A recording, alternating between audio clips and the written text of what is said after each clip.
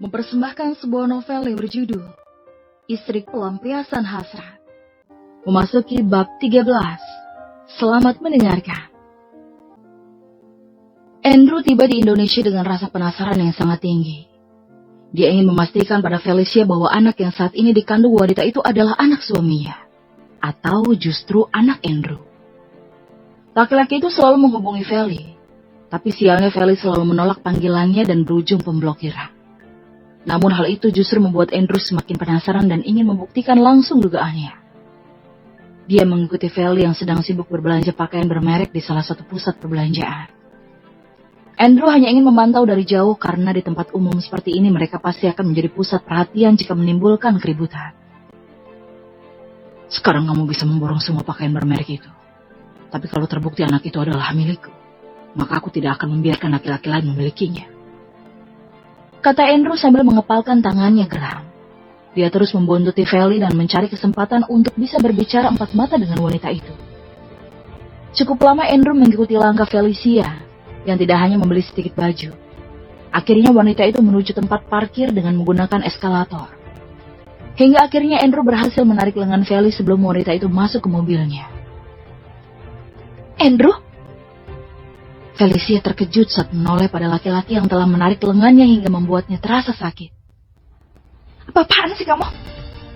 Felicia menghempaskan tangannya sendiri agar lepas dari cengkraman Andrew. Kamu lagi hamil kan, Fel? Tanya Andrew tanpa basa-basi. Dia sangat berharap anak itu adalah miliknya, sehingga Felicia dapat ia miliki sepenuhnya. Feli tercekat.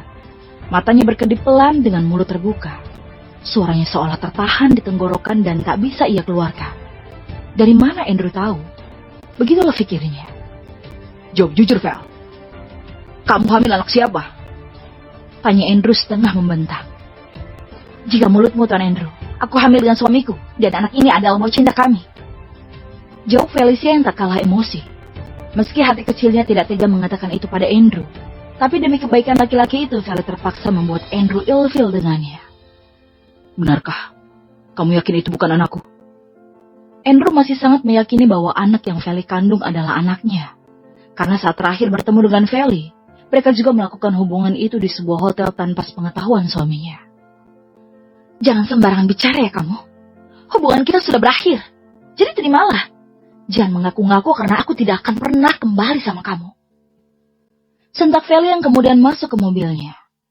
Dia meninggalkan Andrew dengan air mata yang terbendung di pelupuk, tanpa mau melihat menangis di hadapan laki-laki yang sudah menemani kesepiannya. Andrew memukul tiang beton yang menyangga atap tempat parkir itu selepas kepergian Feli. Belum usai dia meluapkan kekesalannya, seseorang datang menghampirinya. Apa Anda ingin membuktikan siapa ayah dari bayi itu? Tanya laki-laki menghampiri Andrew. Kamu siapa? Andrew balik bertanya, karena dia tidak mengenali laki-laki itu. Sementara di tempat lain, Kania sedang membantu Bu Santi memasak di rumahnya yang ada di seberang rumah Kania. Mereka harus menyiapkan makanan untuk Pak Ahmad dan Gabriel yang baru saja datang kemarin sore sebelum pergi ke toko. Saat ini Bu Santi sedang ke pasar untuk membeli keperluan dapur. Sedangkan Kania memasak di dapur ditemani Pak Ahmad dan Gabriel yang sedang mencari kehangatan di depan tungku tradisional. Kania mencoba acuh. Karena biar bagaimanapun, dia tidak mau membuka hati apalagi memberi harapan pada Gabriel yang terang-terangan menunjukkan ketertarikannya. Dia masih tahu diri bahwa saat ini Kania sedang mengandung anak satria. Di kampung dingin banget pagi-pagi gini, Bos. Coba kalau sekarang di kota, saya yakin Bos Gabriel pasti masih tidur menikmati dinginnya AC. Kata Pak Ahmad yang membawa kopinya di depan tungku, menikmati api yang dipakai untuk merebus air. Di kampung itu jika ingin mandi air hangat harus merebus air dulu, karena tidak ada shower air atau peralatan canggih lainnya seperti layaknya di kota. Semua masih tampil sederhana. Justru kebanyakan tidur, makanya saya baru sadar kalau di kampung ini ada bidadari yang tidak saya temui di kota. Balas Gabriel sambil melirikannya yang diam-diam menguping sambil tangannya mengiris cabai dan bawang-bawang. Bos bisa saja, Mbak memang cantik, tapi kanannya sudah ada yang punya. Kata Pak Ahmad. Gabriel menghela nafas berat. Tidak masalah, saya bersedia menunggu. Daripada saya dijodohkan sama pilihan Dedi, mending saya menungguin Kania. Jadi bos kabur ke sini karena tidak mau dijodohkan. Tuan pasti khawatir, bos. Karena sudah berumur, tapi belum menikah juga. Ejek Pak Ahmad sambil menyeruput kopinya. Kania menyunggingkan senyum mendengar percakapan bos dan kepala mandornya itu. Dia lalu menumis cabai dan bawang untuk melanjutkan memasak. Saya baru 34, belum tua. Balas Gabriel tak terima. Berumur bos, bukan tua. Nia? Kania? Panggil Bu Santi dengan tergopoh-gopoh. Seakan ada sesuatu yang harus segera disampaikan pada Kania saat itu juga. Ada apa, Bu? Tanya Kania ikut bingung. Bu Santi berusaha mengatur nafasnya yang tersengal. Itu tadi, Ibu ketemu sama laki-laki katanya nyari Kania dari ibu kota. Jawab Bu Santi berusaha menjelaskan di tengah nafasnya yang tersengal.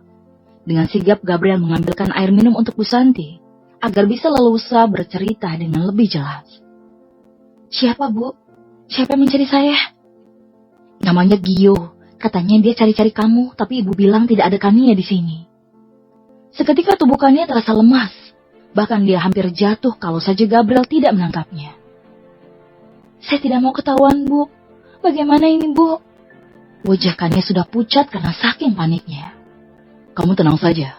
Saya akan bantu sembunyikan kamu, kata Gabriel yang masih memegangi pundak Kania. Ia takut jika wanita itu tiba-tiba kembali jatuh. Gabriel meyakini Kania bahwa dia bisa melindungi wanita itu dari orang-orang yang sedang mencarinya. Meski awalnya ragu, akhirnya Kania mau mempercayainya. Bu Santi, ada berapa orang yang mencari Kania? Tanya Gabriel setelah berhasil meyakinkan Kania. Ada sekitar 10 orang. Saya yakin salah seorang dari mereka menyebut nama sekretaris Gio. Makanya saya langsung kasih tahu Kania. Jawab Bu Santi masih dengan bibir bergetar karena rasa takutnya. Baiklah. Kania, sekarang nama kamu Karina. Ingat ya, kamu pakai ini. Gabriel memasangkan kerudung merah di kepala Kania. Tidak lama setelahnya, seseorang mengetuk rumah Bu Santi dan dengan tenang Bu Santi membuka pintu itu. Selamat pagi, Bu. Maaf, kami sudah mencari orang ini. Menurut informasi, dia ada di rumah ini. Kata orang suruhan Satria sambil menyodorkan foto Kania yang diambil dari kamera CCTV. Satria tentu tidak menyimpan foto pribadi Kania. Di ponsel yang diberikan pun tidak ada foto Kania. Cari siapa? Tanya Gabriel yang muncul dari dalam rumah. Dia menggandeng tangan Kania yang gemetar menahan rasa takut. Kalau anak buah sekretaris Gio itu mengenalinya. Kami mencari orang ini, dan sepertinya wanita ini adalah orangnya. Jawab laki-laki itu sembari mengulurkan foto Kania, sedangkan sorot matanya mengarah pada Kania. Karina. Sekilas ini memang mirip calon istri saya, Karina. Ada apa kalian mencari calon istri saya? Tanya Gabriel dengan mata memicing. Dia, Kania, orang yang kami cari. Kami sangat yakin. Kata laki-laki yang mencari Kania itu. Dia anak saya, namanya Karina, bukan Kania.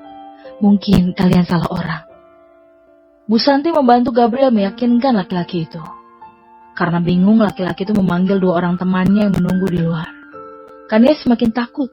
Tapi Gabriel terus meyakinkan bahwa mereka akan melindungi Kania apapun yang terjadi. Terjadi perdebatan yang cukup sengit antara mereka. Terlebih Kania tidak mau memberikan kartu identitas aslinya. Tapi Gabriel juga tidak kalah keras kepala. Dia menentang orang-orang suruhan Satria itu dan mengancam untuk memanggil pihak kepolisian.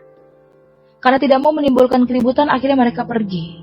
Saat kepala desa yang kebetulan lewat, meminta mengatakan bahwa Kania atau Karina ini mengidap gangguan mental karena kecelakaan.